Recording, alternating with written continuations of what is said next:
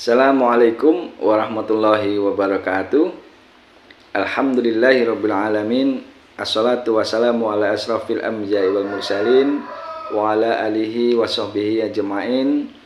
Para sahabat sekalian, tentu kita sebagai manusia mengharapkan agar doa-doa kita makbul, segera dikabulkan oleh Allah Subhanahu wa taala.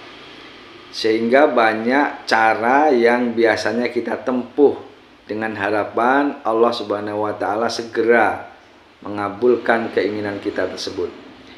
Nah, salah satu cara yang umum dilakukan oleh banyak orang adalah dengan bernazar. Nah, tentu kata nazar ini sudah tidak asing lagi di telinga kita dan sudah banyak dilakukan oleh orang-orang di sekitar kita. Bahkan mungkin kita dan keluarga kita sudah pernah melakukan nazar. Nazar adalah doa atau ikrar atau janji yang diucapkan kepada Allah akan melakukan sebuah kebaikan, akan melakukan suatu amalan apabila Allah Subhanahu wa taala mengabulkan doa kita. Nah, nazar dibagi menjadi dua, ada nazar mutlak dan ada nazar muqayyad. Nazar mutlak adalah ikrar yang diucapkan kepada Allah Subhanahu wa taala tapi tanpa menyebutkan syarat apapun. Misalnya begini, ya Allah, saya minggu ini akan puasa Senin Kamis. Atau ya Allah, saya dalam minggu ini akan berinfak kepada Masjid Baitul A'mal. Nah, itu adalah ucapan atau janji kepada Allah Subhanahu wa taala tapi tanpa syarat tertentu. Nazar yang kedua adalah nazar muqayyad. Nazar muqayyad ini adalah ikrar yang diucapkan kepada Allah akan melakukan kebaikan, akan melakukan suatu amalan apabila doanya dikabulkan oleh Allah Subhanahu wa taala. Sebagai contoh begini, ya Allah, apabila saya lulus tes CPNS tahun ini, maka saya akan umroh. Atau ya Allah, jika saya sembuh dari sakit ini, maka saya akan memotong kambing. Nah, itu adalah contoh dari ikrar, janji kepada Allah akan melakukan suatu kebaikan, suatu amalan apabila janjinya, apabila doanya dikabulkan oleh Allah Subhanahu wa taala. Bagaimana hukum dari nazar ini? Nah, untuk nazar mutlak hukumnya adalah boleh ya, dan Allah menyukai nazar ini. Kemudian untuk nazar muqayyad ini hukumnya makruh ya. Makruh itu boleh dilakukan, namun lebih utama apabila tidak dilakukan.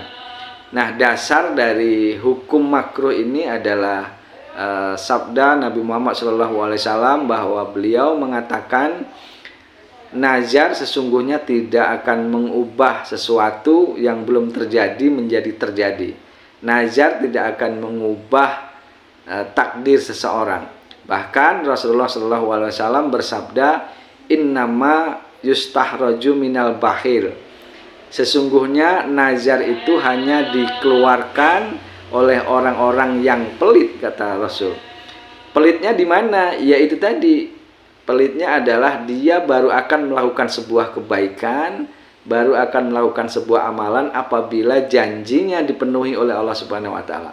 Jadi semacam mengancam Allah ya, bahwa kalau tidak dikabulkan doa saya, maka saya tidak akan melakukan kebaikan gitu ya. Nah, makanya Rasulullah tidak menyukai nazar muqayyad ini, sehingga para ulama bersepakat bahwa hukum dari nazar muqayyad ini adalah makruh, boleh dilakukan namun lebih utama apabila ditinggalkan. Baik nazar mutlak maupun nazar muqayyad, apabila sudah diucapkan maka hukumnya wajib untuk ditunaikan, wajib untuk dilaksanakan. Pertanyaan berikutnya adalah, apakah ada cara doa, metode berdoa yang lebih disukai Allah? yang memiliki potensi lebih besar agar doanya terkabulkan? Jawabannya ada, yakni dengan cara melakukan tawasul, ya. Tawasul ini adalah berdoa dengan menyebutkan kebaikan-kebaikan yang pernah kita lakukan sebagai daya tawar, sebagai bargaining, ya, agar Allah Subhanahu wa taala mengabulkan doa-doa kita. Jadi kebalikan dari nazar muqayyad.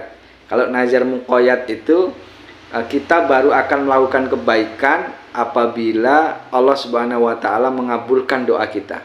Sementara tawasul ini kita berdoa agar Allah mengabulkan doa kita dengan menyebutkan, ya, bahwa kita itu pernah melakukan amalan-amalan, melakukan kebaikan-kebaikan yang kita lakukan dengan ikhlas, sehingga dengan ini memohon agar Allah Subhanahu wa taala mempertimbangkan kebaikan kita ini dan mengabulkan doa-doa kita. Dasar dari diperbolehkannya tawasul ini adalah sabda Nabi Muhammad SAW yang disampaikan kepada para sahabat. Beliau menceritakan bahwa dulu ada 3 orang pemuda yang melakukan perjalanan jauh lalu beristirahat di sebuah goa. Tiba-tiba ada sebuah batu yang jatuh dari lereng gunung dan menutupi pintu gua, sehingga 3 pemuda ini terjebak, tidak bisa keluar. Maka ketiga pemuda ini bersepakat untuk melakukan tawasul, yakni berdoa kepada Allah Subhanahu wa taala dengan menyebutkan kebaikan-kebaikannya, lalu atas dasar kebaikan itu mereka meminta agar Allah Subhanahu wa taala menggeser batu yang menutupi pintu gua. Akhirnya mereka secara bergantian berdoa, melakukan tawasul dengan menyebutkan kebaikan masing-masing. Dan alhamdulillah Allah Subhanahu wa taala berkenan untuk menggeser batu itu, sehingga ketika pemuda ini bisa keluar dari gua dengan selamat. Dasar hukum lainnya bagi diperbolehkannya tawasul ini ada di dalam Al-Qur'an surat Al-Maidah ayat 35. Ya ayyuhallazina amanu taqullaha wabtagu ilaihi wasilata wajahidu fi sabilih la'allakum tuflihun. Wahai orang-orang yang beriman, bertakwalah kepada Allah dan carilah jalan untuk mendekatkan diri kepadanya, dan berjuanglah di jalan Allah agar kamu beruntung.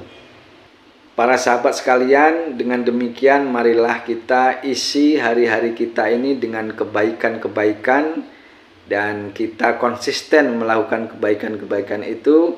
Dan apabila suatu saat kita memiliki hajat yang besar, memiliki keinginan yang besar, maka kita boleh menjadikan amalan-amalan perbuatan baik yang kita lakukan itu sebagai wasilah, sebagai perantara, sebagai modal bergaining kepada Allah agar Allah Subhanahu wa taala mengabulkan doa-doa kita. Para sahabat sekalian, demikian pembahasan kita kali ini, semoga dapat memberikan manfaat untuk kita semua. Wassalamualaikum warahmatullahi wabarakatuh.